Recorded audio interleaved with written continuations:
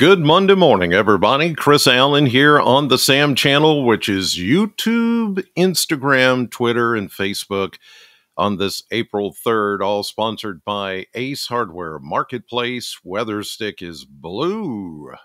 So we're looking at a good day, even though we've got a little bit of light rain that is going to try to work its way into the area, but the emphasis is on the word light.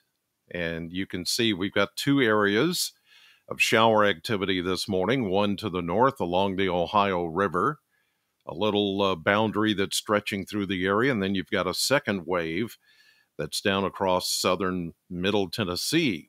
Most of this is just overrunning moisture coming up from the Gulf of Mexico along these little boundaries. They're very weak, and the majority of you will not even see rain today, but if you do get some shower activity, it would be on the light side.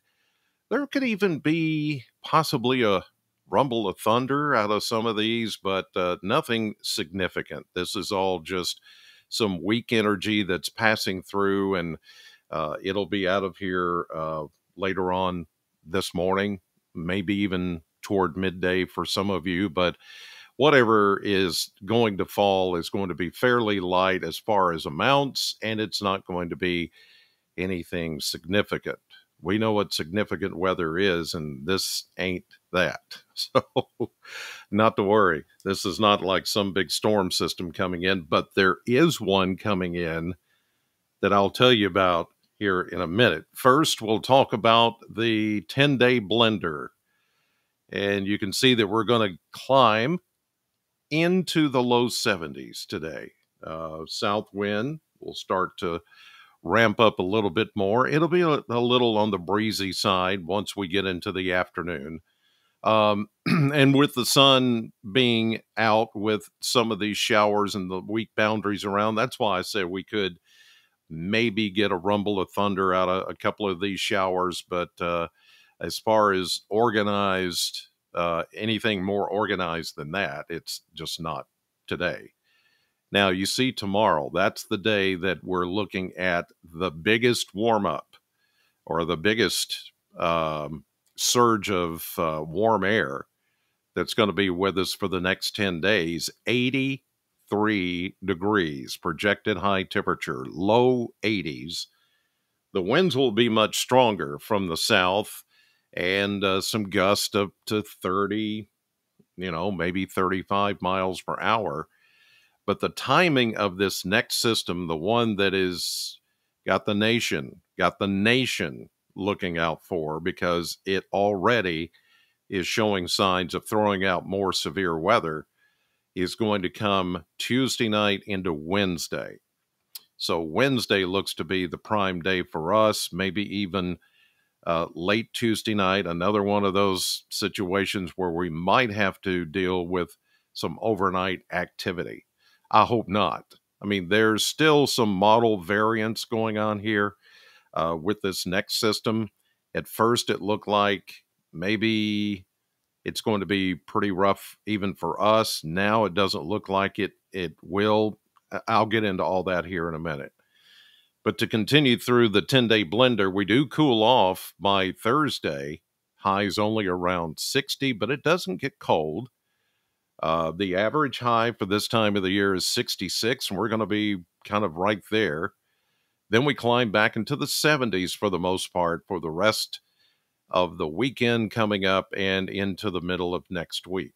So it's, going to be fairly warm overall for the next 10 days. And there will be those times that we do get some shower activity, but really the big day to watch is going to be on Wednesday, it appears.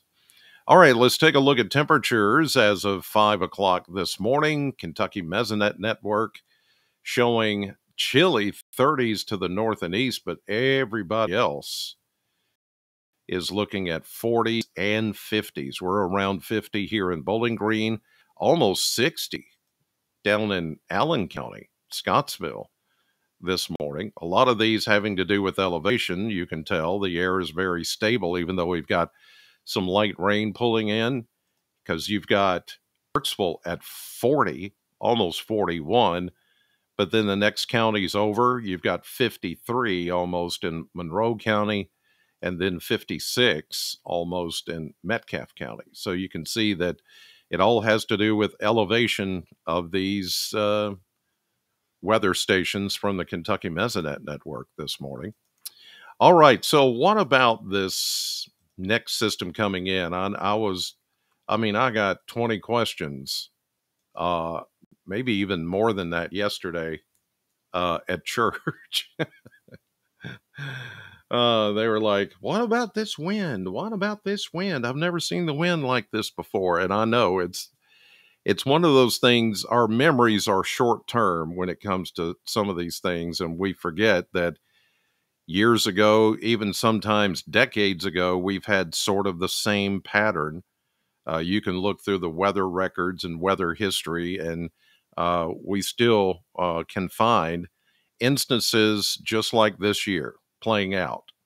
Um, we can see weather patterns like this one where we get low pressure after low pressure, and they're all fairly strong. They're all coming off the coast of California and the Pacific Ocean. They come this way and they all pack a lot of wind. So it's happened before. We're just in that pattern where that's what we're getting this year.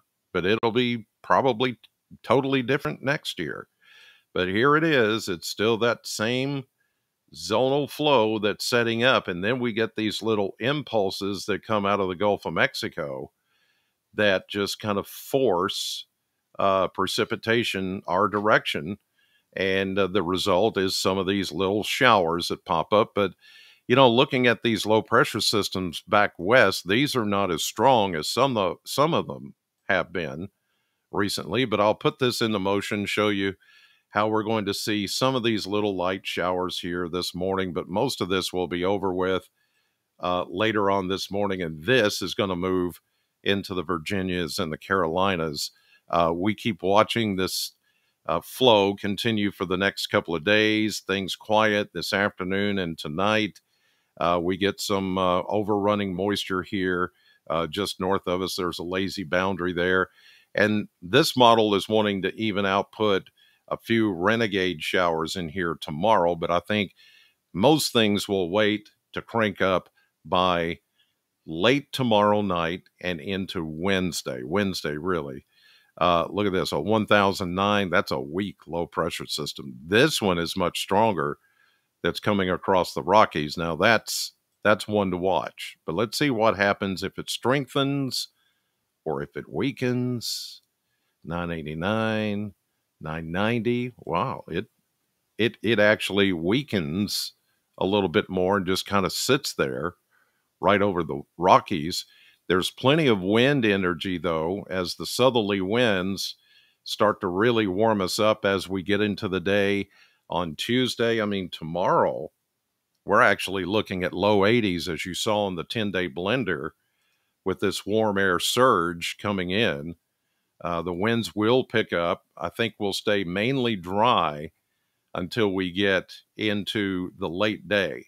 Now, that is still a strong low pressure system, but it keeps wobbling as far as pressure difference back and forth. So it's being, a little bit of that Pac-Man effect from high pressure, and then you've got this cold trough. Pretty good clash here within the northern Rockies and the Pacific Northwest. You've got some really cold air. And then you've got the really warm air that's pushing in here. So you're naturally, and for this time of the year in the springtime, you're going to have a clash of systems. And so it will be another, good setup for some severe weather for not necessarily us, but wherever that low pressure system is. Now, this we're looking at is into late Tuesday night. We're looking at, let's see, Tuesday. We're looking at about 10 o'clock Tuesday night. Okay. So here is the main system. We'll put this into motion. Here comes Tuesday night and into Wednesday morning. This low stays around 990, 991, but you can see that thin line right there of convection, and then another one, this is sort of a dry line out ahead of it, that will spark some probably severe thunderstorms. But I think the main energy with this system is going to be near the low pressure system, but look how far away we are. I mean, we're still going to get some wind out of this, and we're still going to get some thunderstorm activity, but the main thrust of severe weather, I think, is going to be near the low pressure system with this one. And look behind it, we've got some weaker low pressure systems back behind it, but it's clearly this is going to be somewhat of a different system in that whatever we get out of it, I don't think is going to be quite as severe as what we had only a few days ago on Friday. The thing that we'll have to watch for, and this is looking at 18Z, which is 1 o'clock Wednesday, 1 o'clock Wednesday afternoon, that low is still about 990. It hasn't gotten any stronger. So we'll see some little speckled convection out ahead of the main line, which is back here. That we'll have to watch out for. With enough sunshine, enough heat energy, sun energy, yeah, we could have a few discrete cells pop up, but I still think mainly kind of in this area north of us, extreme northern Kentucky up near Cincinnati, into Indiana, Illinois, into the Great Lakes. I think this is going to be the area that we see the better severe weather threat. For us, we'll be on the southern tail of things, and maybe it won't be quite as bad for us. But we keep those showers in there. Well, that was the end of the model run. But you can see that we'll just have to watch this as we get into Wednesday. And this time, I think it'll be more during the day instead of the night. So that's good news as well, because the problem we've had before is some of these things happen, like the last one on Friday. You know, it was like midnight, 1 o'clock in the morning. Nobody wants that. I don't even want that. As much as I like to talk about the weather and covering weather and all that, I wanted to go to bed like you guys. I didn't want to have to stay up all night. I'm the same way. I'm like, let's get this thing over so I can go to bed, you know. Anyway, so here is the severe weather outlook for Wednesday. And there you see the main area of possible severe weather is north of us. Now, there's plenty of time to change this.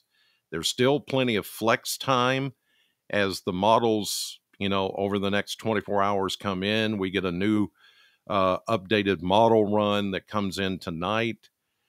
It will help tell the story for, say, tomorrow night and Wednesday. But as of right now, and I'm not sure if this is on purpose or if they just, you know, normally we don't see a straight line on these severe weather outlooks, but there's a straight line cutoff of that level 2 yellow slight risk area just south of, well, it's aligned with Interstate 64, Lexington, Frankfort, Louisville, Danville, up to Ashland, Covington, Cincinnati, north. That same area that I showed you on the model map, that is the most likely area to get severe weather. So I'm not sure if that sharp cutoff there is on purpose or if it's just like when they drew this, the anomaly was it just got cut off and it goes further south. But from everything I'm seeing so far, the main severe weather threat is going to be north of us. Now, it's going to be close enough. I think we will get something out of that, but maybe if it stays like that, it won't be quite the active weather that we saw on Friday. Let's hope not, anyway. And maybe this time it'll be more during the daytime instead of late at night. That's my hope, anyway, for not just me, but for you too. Sleep is a good thing. I'm still trying to catch up from the other night. All right, here's the surface map here. We got that weak boundary that's helping touch off some of the light rain this morning. As you can see, there could even be a thunderstorm or two, but nothing serious going on here. This is all weak energy with that boundary. It'll be over with this afternoon. We get into Tuesday morning. Here we go into Tuesday day. There will be some showers north of us with that stalled boundary and that flow coming up out of the Gulf of Mexico. Here's the main system back to the west that we're going to watch for Tuesday night into Wednesday. Moisture will be here because we've got plenty of it. Severe weather threat, there's part of it back into, unfortunately, Memphis, Arkansas, West Tennessee. You will get some of that, I think. This is Tuesday night into Wednesday. Rain and just general thunderstorms for us. The cold front comes through, but there's that low as it moves into the Great Lakes, far away from us, but still close enough to maybe produce some isolated severe weather or strong storms and gusty winds.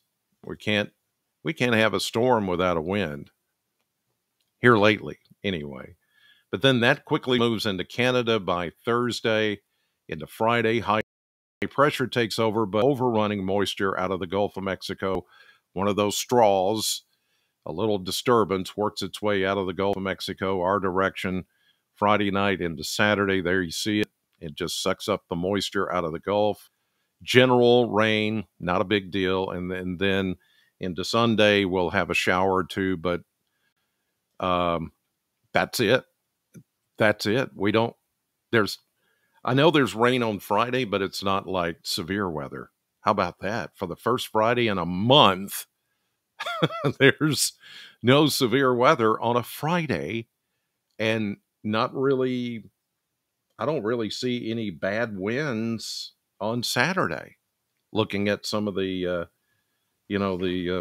broken down abbreviated data. I mean, it's hard to see that, but this is the sheet I work from to delineate what the forecast is going to be, and it's all, wow, a little bit of rain on Saturday, but the winds, just a general breeze, nothing like we've had for every Saturday for the last month. Maybe now that we're in April, no, I better not say that because it'll jinx it up. That's somebody saying, yeah, just don't even go there. All right, I'm headed to the radio station, Sam 100.7, for the morning show, 6 to 10. I hope that you'll listen, and you'll have a good time when you listen this morning to the radio. Good music, good talk, fun times, some laughs, and it's a good way to start the day. All right, thank you for watching this morning. God bless you. Take care. Have a great Monday, and I'll see you on the radio.